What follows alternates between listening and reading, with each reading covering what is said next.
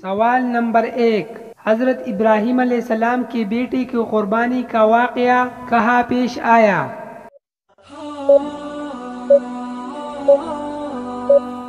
جواب: مکہ کی نزدیک منا میں۔ سوال نمبر 2، دنیا میں اسلامی ممالک کی کل کتنی تعداد ہے؟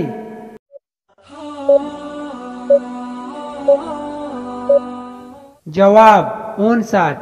سوال نمبر 3، کس صحابی کی شکل نبی کریم صلی اللہ علیہ وسلم سے کافی ملتی تھی؟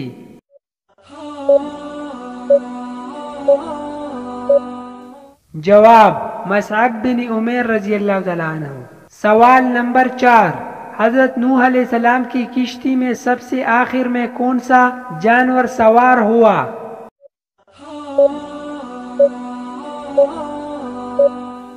جواب: گدھا۔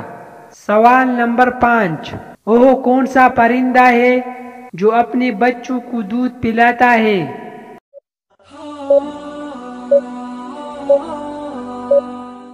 جواب: چمگادڑ۔